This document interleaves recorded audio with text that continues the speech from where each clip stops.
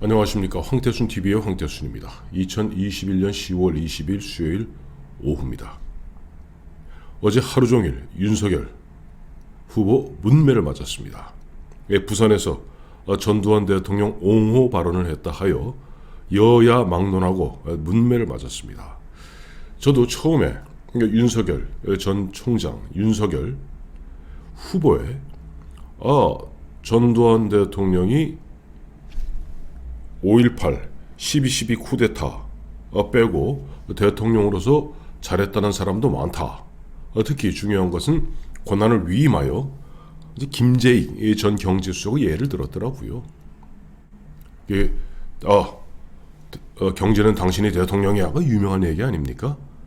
경제는 당신이 대통령이야 하면서 7년 반 동안 그야말로 풍전등화 같은 대한민국의 운명을 갖다 확 바꾸어 나왔던 전두환 정부, 여기에 대해서 잘하는 사람도 있다. 호남에서도 그런 말하는 사람이 있다. 이야기했다가 아마 온 동네 매를 다 맞고 있는 것 같습니다. 그래서 오늘은 결론부터 말씀드리면 저는 윤석열 후보와 생각이 같습니다. 많은 분들이 넌 무슨 헛소리 하느냐 얘기하려는지 모르겠습니다만은 제가 사진 하나 보여드릴게요. 이게 지난 6월 22일 조정훈, 하태경 두 의원이 하우스라는 데서 했던 2022년 대선 특별기획 기적의 나라 대한민국 7인의 대통령이라는 그 7번에 걸친 특강에서 제가 세 번째 전두환 정부, 전두환 대통령을 맡았었습니다. 이 하우스라는 데는 그 주체적 거기 이 구성하고 있는 구성 멤버들이 과거 운동권 출신들입니다. 강한 운동권 출신들인데 이제는 현재 386 운동권 지금 좌파 정부에 개입하고 있는 그 사람들하고 좀 거리를 두고 있는 중도적 성향의 지식인들이죠. 그래서 이게 7번인데 첫 번째는 이제 이승만 대통령, 이승만 정부는 국부와 독재를 넘어해서 이택선 박사가, 그다음에 두 번째 박정희 대통령 시대는 전상인 교수가, 또 김대중 정부는 윤평준 교수가, 김영삼 정부는 김형준 교수가, 노태우 정부는 서울대학교 강원택 교수가, 노무현 정부는 김병준, 노무현 정부 시절에 청와대 정책실장이, 그리고 전두환 정부에 대해서는 아무도 안 하겠다고 그러더래요. 저한테 섭외가 들어왔길래 좋다. 나는 기본적으로 생각이 전두환 장군과 전두환 대통령을 구분해서 생각해야 된다. 전두환 장군 12.12, 5.17, 5.18 광주의 비극, 여기 그것 전두환 장군과 1980년 9월 1일 출범한 전두환 정부, 물론 81년에 다시 선거를 통해서 11대 12대 대통령 두 번 합니다. 전두환 대통령이 7년 반을 하게 되는데, 전두환 정부하고 이 사람을 이거 갖다 구분하지 않게 되면은 전두환 정부 7년 반은 자랑스러운 대한민국의 역사, 즉 기적의 나라 대한민국의 역사에서 7년 반이 빠지게 됩니다. 누가 좋아하겠습니까? 누가 좋아하겠습니까? 그러면 7년 반 동안 전두환 대통령에 의해서 임명장 받았던 수많은 공무원들, 수많은 대법관들, 검찰, 이것저것 할 거 없이 그 시절에 7년 반의 역사가 사라지고 마는 겁니다. 그리고 어쨌든 간에 7년 반의 역사는 굉장히 나름 의미 있는, 그래서 저는 그 당시 제 특강의 제목을 어떻게 지었냐 하니까 전두환 정부 산업화에서 민주화로 가는 다리. 제 머릿속에 떠올랐던 것은 예전에 사이먼 앤 가펑컬인가요?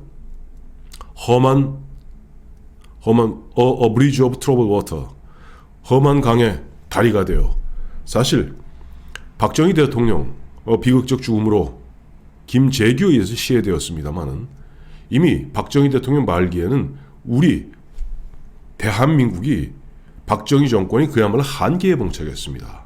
박정희 대통령이 그렇게 김재규의 흉탄에 의해서 돌아가시지 않았다 하더라도 저절로 무너질 수밖에 없는 그런 상황. 전두환 대통령 회고록에도 보면 나오지 않습니까? 막상 대통령 되어서 청와대 들어가서 들춰보니까 우리 외환이 딱 달랑달랑달랑해서 곧 IMF의 구제금융을 신청할 수밖에 없는 그런 상황에 이르렀던, 그리고 그 당시에 뭐 보면 뭐 돈 되는 거라면 그야말로 뭐 모든 기업들이, 모든 재벌들이 자동차하고 뭐 중화하고 그야말로 남마같이 얽혀서 어떻게 할 수가 없는 그런 상황에서 박정희 대통령 정부가, 박정희 대통령 시대가 끝나고 전두환 정부 들어서서 그야말로 산업 합리화 조치를 비롯해서 또 그런 가운데도 또 자유를 주었죠. 자율. 물론 상당수의 민주화 운동 세력들은 굉장히 핍박받았고 힘들었겠습니다만, 전두환 정부 시절에. 그러나 뭐 교복 자유라 여행 자유라 거기다가 통행 금지 해제, 거기다 중산층의 칼라 테레비, 스포츠, 프로스포츠, 이렇게 따져보면은 전두환 정부 7년 반을 그냥 너는 악마의 시대다라고 규정하는 것은 굉장히 어떻게 보면 무식한 이야기입니다. 그래서 저도 그 당시에 아무도 막지 않겠다는, 이택성 교수다, 전상인 교수다, 윤평준 교수다, 김형준 교수다, 강원택 교수다, 김병준 박사다, 이런 분들이 그 정부에 대해서 어떻게 보면 이야기하는데 전두환 정부 7년 반에 대해서는 어느 누구도 이야기하지 않으려 한다는 거죠. 제가 나가서 했습니다. 평가 나쁘지 않았습니다.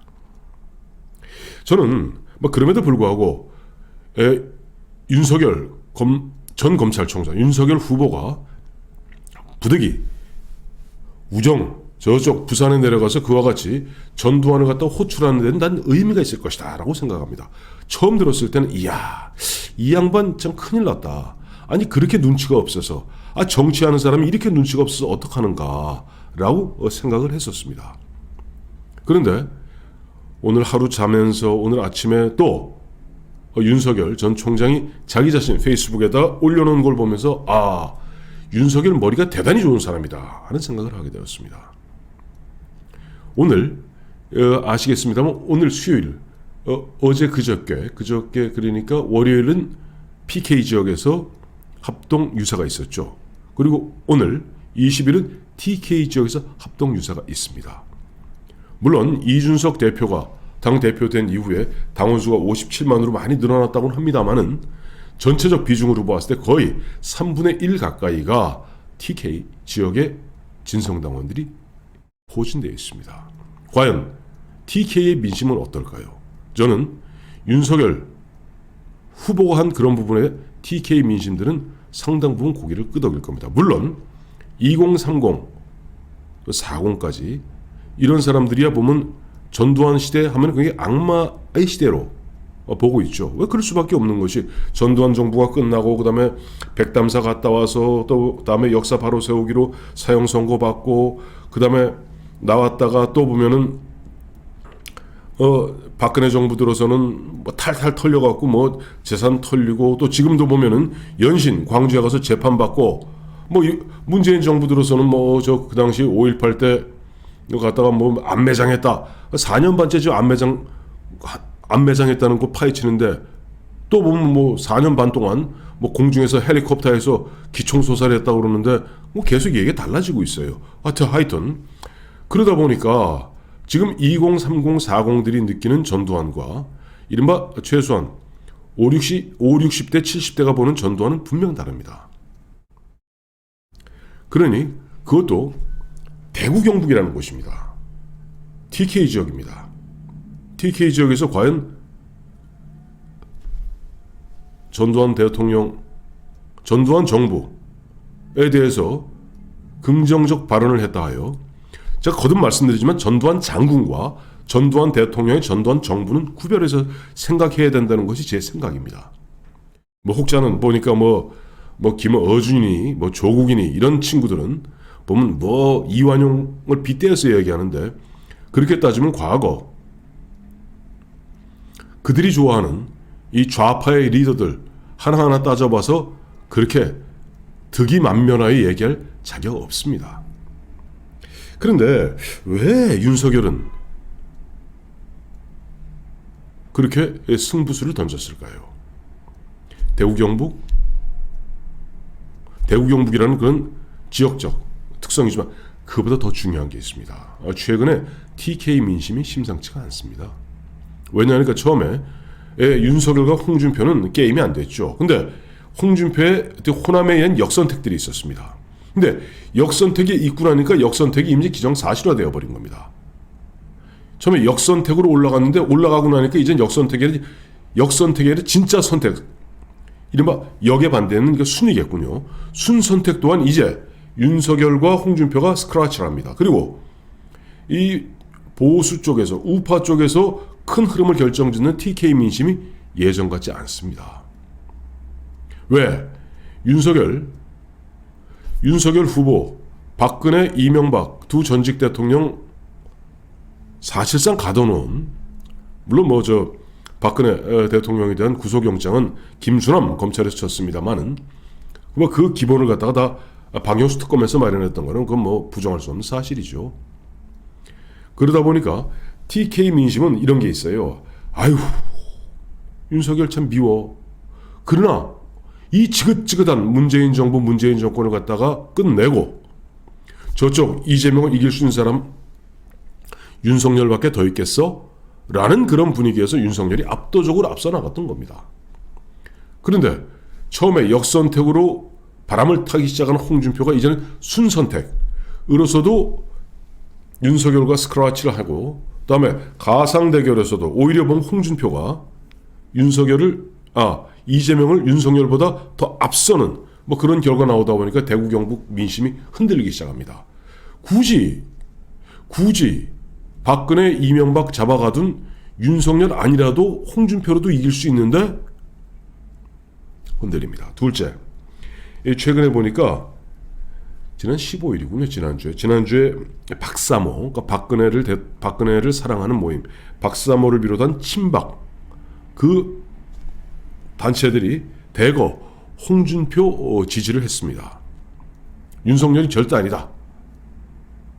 셋째, 어제죠. 보니까 사전 5기 홍수환 선수를 비롯해서 또 80개 중도단체, 자기들 언필칭 124만 5,800명이 회원이라고 주장합니다. 어쨌든 80개 중도단체의 대표들이 또 홍준표를 지지했습니다. 자, 대구 경북을 중심으로 해서 이른바 대세가 흔들릴, 즉 빙하가 움직일 조짐이 보입니다. 여기에 윤석열 후보는 승부수를 대구 경북에서 걸 수밖에 없는 겁니다. 호남에서 표를 좀 잃더라도 어차피 호남에서 큰 표 안 나오거든요. 윤석열. 그러니 대구 경북에서 어쨌든 중요한 것은 11월 5일 대통령 후보가 되기 위해서는 대구 경북이 가장 많은 이른바 진성당원들을 갖고 있으니 대구 경북의 승부를 걸 수밖에 없죠. 또 대구 경북의 흐름이 전국의 보수 우파의 흐름을 갖다가 좌지우지하는 것 또한 사실이거든요. 마치 광주가 좌파들의 흐름을 좌지우지하듯이. 그러니 지금 이번에 윤석열 후보, 윤석열 전 총장 입장에서는 일정 잃는 것도 있지만은 얻는 것이 더 크겠다. 그리고 정치인들은 사고를 쳐야 됩니다. 흔한 여기 이런 얘기하죠. 접시 깨질까봐 조심조심 접시 닦다가는 평생 그 접시 다 못 닦습니다. 일을 하려면 접시가 한두 개 깨지는 한이 있더라도 열심히 닦아내야 되는 것이 정치인들의 일이죠. 자, 그러니 분명히 지금 윤석열은 생각한 겁니다. 윤석열이 바보입니까? 본인도 자기가 대학생 시절인 그때 서울 법대 다닐 때 모의법정에서 재판장으로서 전두환 피고인에게 무기징역을 선고했던 윤석열 서울대 법대 학생, 그 생각은 변함없다고 오늘도 페이스북에서 밝히더라고요. 그 당시 서울대 법대에서 모의 법정을 열어서 피고 전두환을 갖다가 피고인으로 올렸던 가장 큰, 그러니까 윤석열이 79학번이니까 83년에 졸업했으니 아마 82년이나 81년쯤 모의 법정이 있었겠죠. 그때 전두환 피고인의 주 제목은 5.18, 그다음에 12.12, 5.17이었을 겁니다. 그때는 전두환 정부 7년 반 물가를 안정시키고 IT 산업의 기초를 다지고 그다음에 어떤 중산층의 형성을 위해서 각종 자율 조치, 물론 민주 헌정사적 측면에서 운동권 친구들한테는 아주 고난의 세월이었을 겁니다. 거기다 결정적으로 대한민국 역사상 최초로 평화적 정권 교체에 이르고 서울올림픽 유치하지 않았습니까? 물가 안정했고요. 그러니까 전두환 정부 시절, 근데 그렇게 됐던 것이 뭐 전두환이 무슨 뭐 그렇게 뭐 외교에 능하고 또 뭐 무슨 경제에 능하고 아니지 않습니까? 평생 무부, 그냥 군인으로 뚜벅뚜벅 저 55년도 소위를 인가한 이후에 뚜벅뚜벅 그냥 뭐 때로는 정치장교 이야기도 들었습니다만은 79년도까지 그냥 군인이었어요. 그런데 이 양반이 대통령 되고 나름 그렇게 국가 운영을 갖다가 제대로 할 수 있었던 것은 바로 사단장이다, 보안사령관이다 하는 큰 조직을 만지고 다루어 봤기 때문에 이른바 용인술, 사람을 적재적소에 썼다. 그래서 경제는 김재익, 뭐 김재익 다음에는 뭐 401, 뭐 이렇게 쭉 이어집니다만은 경제는 그쪽으로, 또 외교는 이범석 하다가 그 다음에 남북 문제 이거 자 세계적 변화가 있다. 안기부 장세동 부장 밑에 박철원 특보팀을 만들어서 대북 문제, 그다음에 북방 정책 추진하기 시작합니다. IT 김성진 뭐 육사 11기죠. 오명차관 김성진 장관 통해서 우리 IT, 그래서 최초로 우리가 가가호호 집에 전화를 가질 수 있는 기반을 마련했던 것, 뭐 이러한 것들은 사람을 잘 썼기 때문이다. 이것이 아마 윤석열이 주장하는 바고, 윤석열은 지금도 나도 내가 대통령이 된다면 그렇게 그런 식으로 어떻게 만기칠람 다 할 수 있느냐. 대통령이 만기칠람 하면 나라 망합니다. 만기칠람 할 수 없다. 그러나 나는 그런 이른바 사람을 갖다가 구별하고 사람을 갖다가 유능한 인재를 골라 쓸 수 있는 그런 조직, 검찰총장 해봐서 안다. 뭐 이것이 윤석열이 얘기하고 싶었던 것이고, 그러면서 전두환을 호출해서 전두환을 갖다 옹호했다. 그래서 문매를 맞고 있습니다만 나름 오늘 대구 경북에서 합동 유세가 있는 오늘 바로 그 전날 그렇게 이야기함으로써 센세이션을 일으키고 이른바 논란의 중심에 서물어서 분명히 자기 각을 세운 겁니다. 우리가 골키퍼 할 때 있죠. 축구할 때 가운데서 모든 공 다 막겠다? 절대 못 막습니다. 때로는 한쪽 공간은 조금 포기하고 다른 쪽 공간을 갖다 막겠다 하는 나름 굉장히 감각적인 그런 선택을 한 것이다. 아마 오늘 대구 경북에서 홍준표, 유승민 그리고 원희룡 뭐 천박한 정치 뭐 의식이다 뭐다 뭐 망언이다 이야기하는데 오늘 아마 세게 붙을 겁니다. 과연 그것을 지켜보는 이른바 50대, 60대, 70대 그 다음에 보수 특히 TK 진성당원들 어떠한 판단을 하게 될지 귀추가 주목되는 바입니다. 다시 한번 말씀드리지만 제가 6월 22일 조정훈 하태경 공동 주최한 하우스에서 2022년 대선 특별기획 기적의 나라 대한민국 7인의 대통령 이야기할 때 말씀드렸던 그 내용과 윤석열이 어제 얘기했던 것은 같습니다. 우리가 전두환 정부 7년 반을 홀라당 빼놓고 어떻게 대한민국 역사를 설명할 수 있겠습니까? 저는 전두환 정부 7년 반을 산업화에서 민주화로 가는 다리, A Bridge of Troubled Water 라고 이야기하며 장군 전두환과 대통령 전두환은 구별해야 된다 하는 것이 제 생각이고, 뭐 그 생각에 있어서 윤석열 후보의 생각에 저는 적극 공감을 표하는 바입니다. 고맙습니다.